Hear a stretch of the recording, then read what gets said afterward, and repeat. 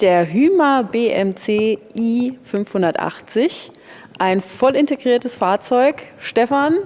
Ja, hallo. Ich bin hier bei Wohnwagen Vogt in Saarbrücken. Ja, das ist ein Hyma BMC i580, wie du gesagt hast. Den schauen wir uns heute mal an.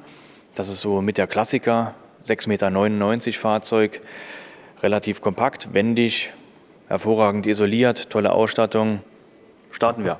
Und der Preis, rund 141.000 Euro.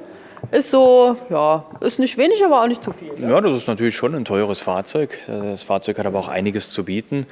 Der Grundpreis, der beginnt bei 109.000 Euro. Und wenn man dann ein paar Ausstattungen ab Werk mitbestellt, so wie wir das hier auch gemacht haben, viele Sachen sind auch notwendig, wie ein größerer Motor, Automatik. Ich denke, das gehört bei so einem Fahrzeug einfach dazu. Und dann kostet so ein Fahrzeug nachher auch bis zu 150.000 Euro. Wir haben ja hier immer noch ein paar Dinge, die wir immer noch dazu machen könnten. Aber so sieht man halt mal, wie so ein Fahrzeug mit der Ausstattung aussieht. Ja, schauen wir mal außen. Und wir haben hier Mercedes-Benz-Fahrgestell. Allein das hat ja schon einen guten Grundpreis, ne? Ja, der Mercedes fährt natürlich wie ein Pkw. Sehen wir auch nachher im Innenbereich. Ganz tolles Armaturenbrett. Alles wirklich Pkw-like. So ein Fahrzeug hier haben wir auch dann mit schwarzen Alufelgen bestellt, dass das auch ein bisschen schick aussieht. Mein Tipp wäre, wenn man eine Markise noch dran machen möchte an das Fahrzeug, 90% der Kunden haben ja eine Markise an dem Fahrzeug, die würde ich in schwarz dann dran machen lassen und dann sieht das richtig pfiffig aus nachher. Ansonsten haben wir eine große Stauraumgarage, wir haben flächenbündige Fenster, keine aufgesetzten Fenster, das sind Rahmenfenster, sehen noch mal schöner aus, sind besser von der Isolierung und eben, wie wir es hier sehen, einen schönen Stauraum, sehr hoch. Hier können wir ohne Probleme E-Bikes reinpacken oder einen Motorroller oder alle anderen Sportgeräte, die hier auf die Breite von etwa Innenbreite von 2,10 Meter reinpassen. Ja, und noch zusätzliche Ablageflächen an der Seite. Und man kommt natürlich auch von der anderen Seite zur Auf der Garage. anderen Seite können wir das auch öffnen.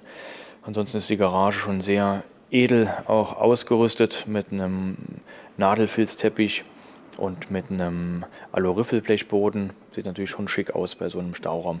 Ist eine Option, haben wir mitbestellt. Ja, und ich sehe maximale Zuladung im Heckbereich, 350 Kilo. Wie ist die Ja, Gesamtzuladung? die Gesamtzuladung bei dem Fahrzeug, der ist aufgelastet auf 4.200 Kilogramm oder 4.500 Kilogramm sogar. Also wir haben über 1 Tonne Zuladung bei dem Fahrzeug.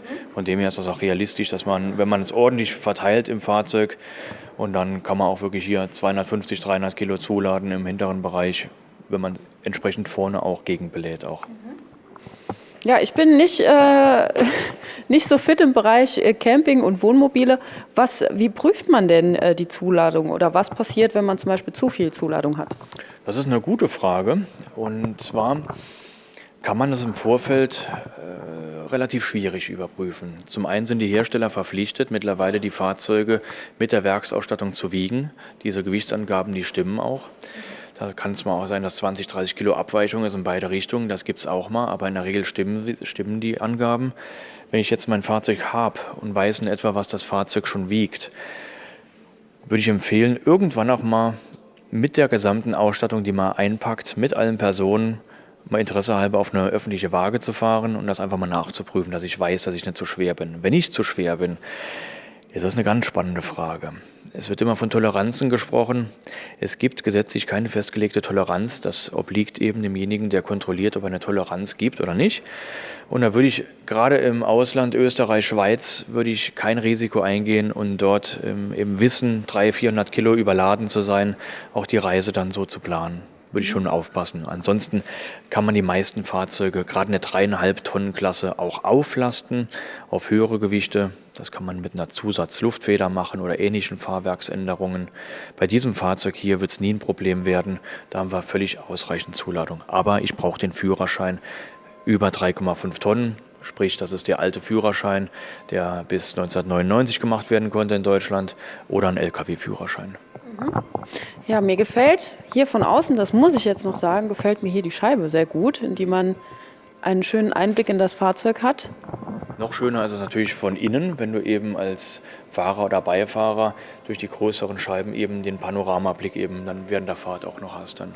Gut, dann gehen wir mit dem Stichwort rein. Ja, sehr schön. Auch nochmal eine etwas andere Optik und ich sehe schon, ein Hubbett ist hier dabei. Ja, genau. Das ist ein relativ kompaktes Fahrzeug auf 7 Meter, aber ein richtiger Vierschläfer. Wenn ich das Hubbett gleich mal runter mache und dann ist das Fahrerhaus gleichzeitig eben auch mein Bett für die 3., 4. Person. Zusätzlich zu diesem großen Bett, was wir hinten im Heckbereich haben. Ja.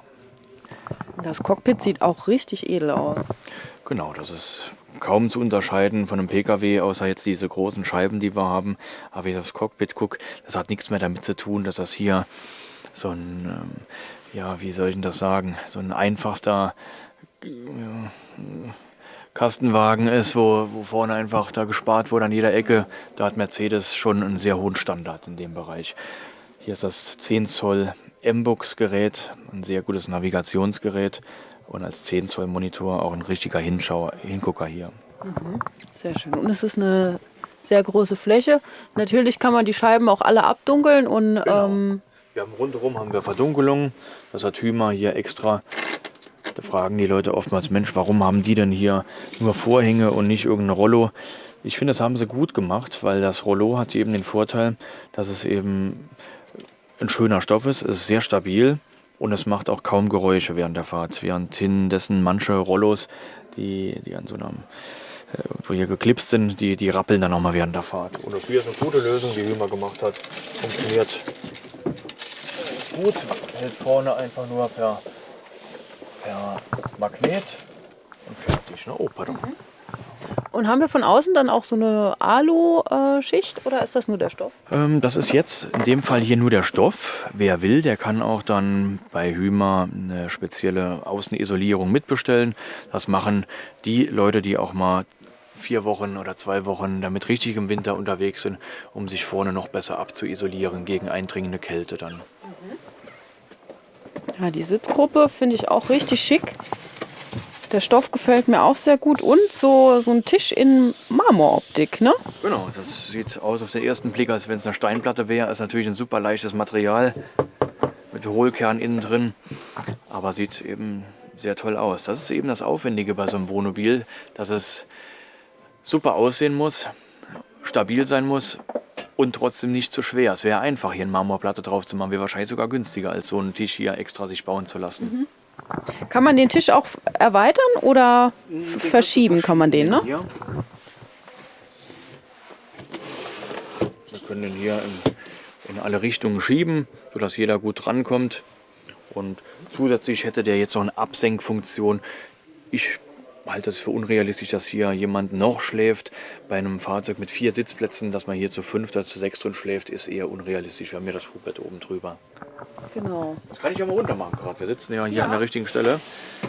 Zeig uns das mal. Den großen Vorteil bei einem vollintegrierten, es gibt ja auch teilintegrierte mit Hubbett. Allerdings ist dort oft der Fall, dass nachher die Eingangstür versperrt ist, weil das Bett in der Mitte des Fahrzeugs runtergeht. Und hier sind wir ja nur im Fahrerhaus.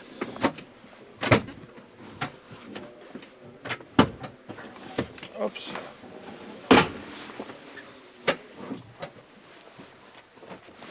Ja, es ist manchmal auch eine Wissenschaft für sich, die Sitze umzustellen. Aber es ging ja ganz schnell. Hier, das fahre ich runter, das liegt nachher auch extra noch auf diesem Steher. Ach so, also das ist nicht irgendwie elektronisch geregelt, ich hebe es einfach nur hoch Kannst du und... gleich machen. Mit einem Finger kannst du das gleich mal machen. Dann sehen wir alle, wie stark du bist. Ne? Ja, also hier noch unser Lämpchen dann oben. Das ist ein vollwertiges Bett. Du kannst entweder mit einer Leiter hochgehen oder wir schieben einfach den Tisch ein bisschen rüber und dann gehst du über die Eckbank und dann hast du deine eigene Stufe dann mit der Eckbank. Das geht sehr leicht. Von der Höhe ist es auch so niedrig, das Bett, dass du oben drauf auch noch sitzen kannst. Und ich stehe jetzt hier in der Eingangstüre. Das Bett blockiert nichts. Das heißt, wenn hier jemand vorne schläft, kann man trotzdem an der Sitzgruppe könnte man sitzen. Die Größe vom Bett? Da bist du auch bei 1,40 Meter Breite und gut 1,90 in der Länge. Also 2 Personen finden da Platz. Was genau ist das hier? Kann ich hier einfach was aufhängen oder ist das noch eine zusätzliche... Ah, genau.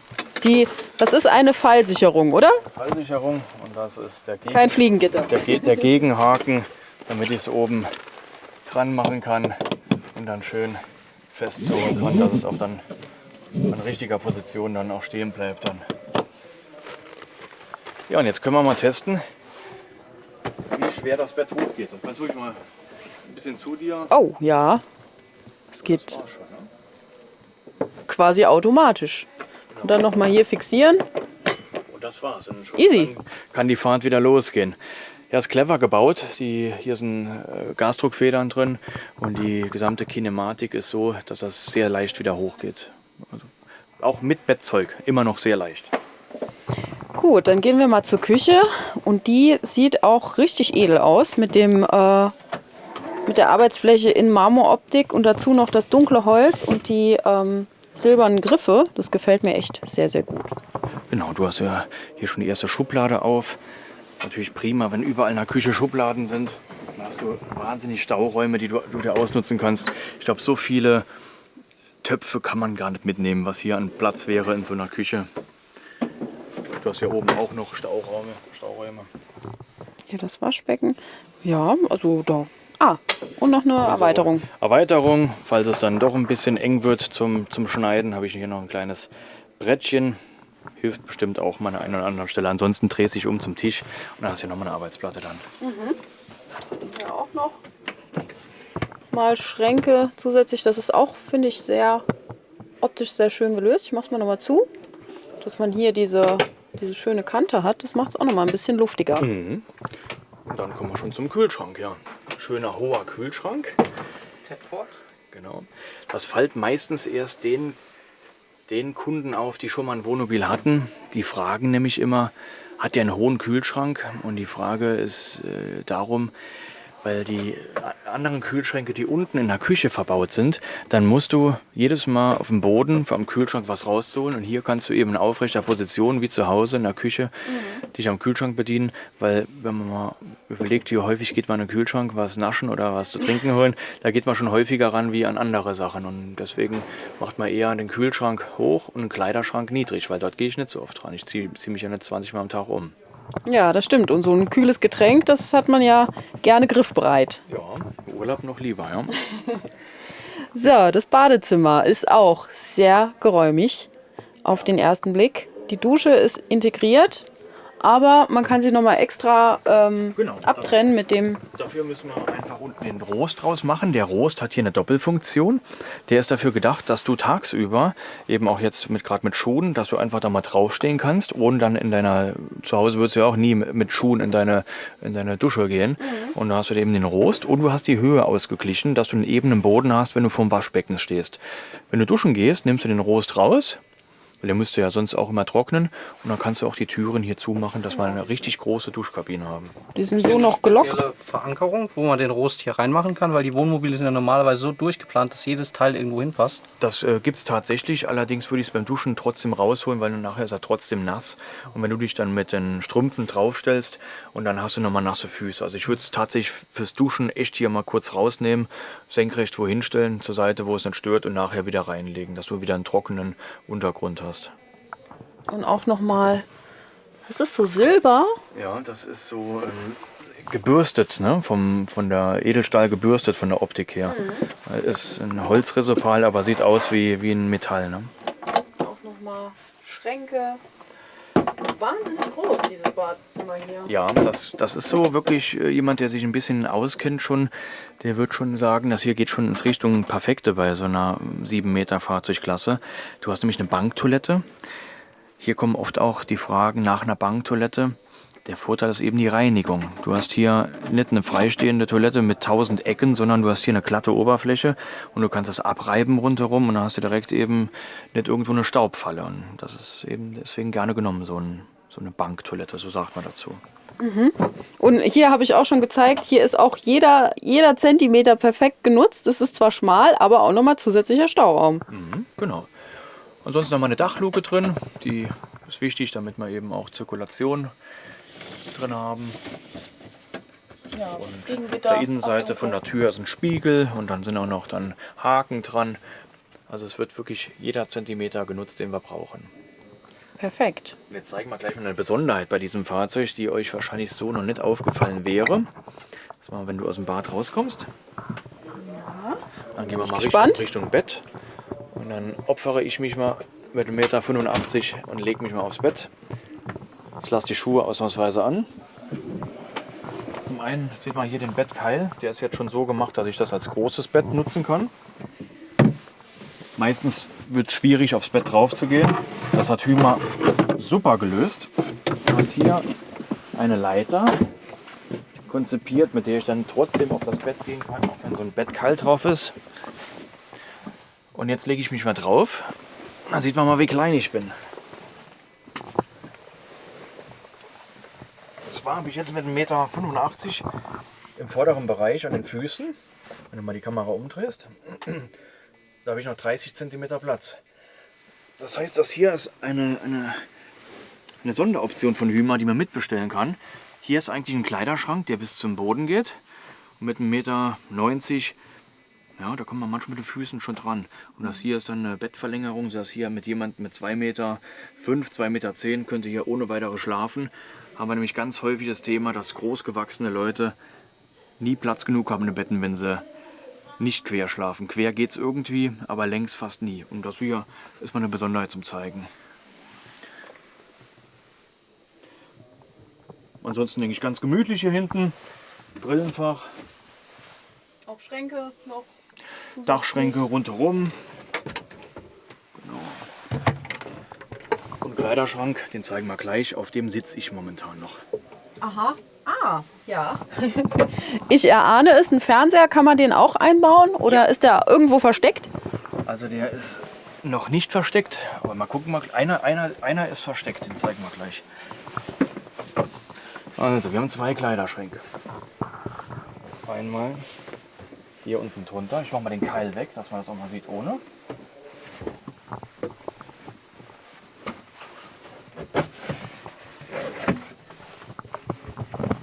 Stufe wieder rein.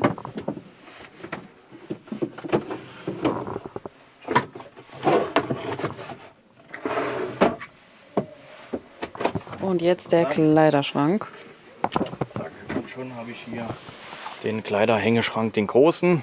Wow, also da ist auch massig Platz, ne? Und hier dann einen kleinen wieder. Sehr schön. Und da oben ist auch noch mal ein Schränkchen, ne? Oder ist Genau, Schränkchen, ja. da Schränkchen?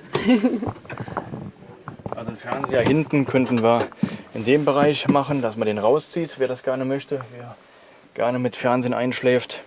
Und im vorderen Bereich, da sieht man es, glaube ich, ein bisschen besser. Ah ja, da ist schon mal. Da ist die Vorbereitung für den Fernseher. Passt ein 32 Zoll Fernseher dran.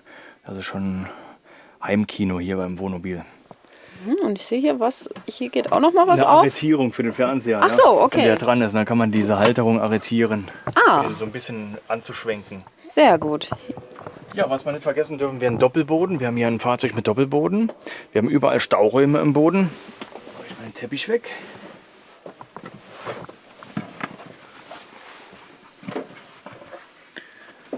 Das ist der Keller. Hier kann ich einiges an Material, wie Getränke, kann ich hier lagern.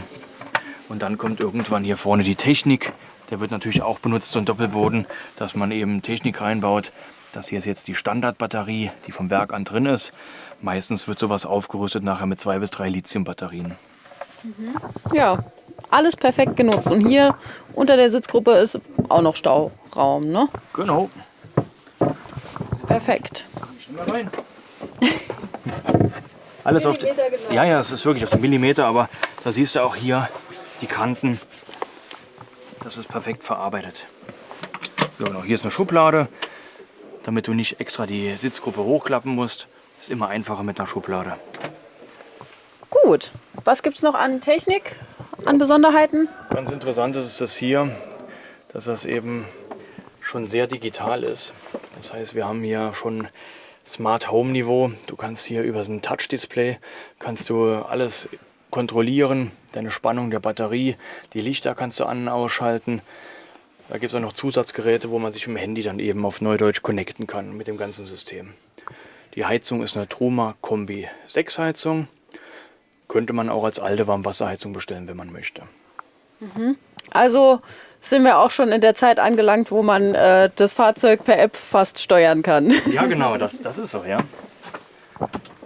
Gut, dann gehen wir mal raus. Gefällt mir sehr gut. Also, wenn sich jemand für das Fahrzeug interessiert, du weißt, die Frage kommt immer wieder, was muss er machen? Er darf sich gerne bei uns melden, entweder telefonisch, per E-Mail oder über das Kontaktformular der Webseite. Oder er kommt gerne jederzeit persönlich bei uns vorbei hier in Saarbrücken. Genau, wir sind bei Wohnwagen Vogt. Also, falls euch das Fahrzeug interessiert, der Hymer für rund 141.000 € kommt vorbei. Vielen Dank für die Führung. Ich wünsche viel Erfolg beim Verkauf. Vielen Dank ebenso.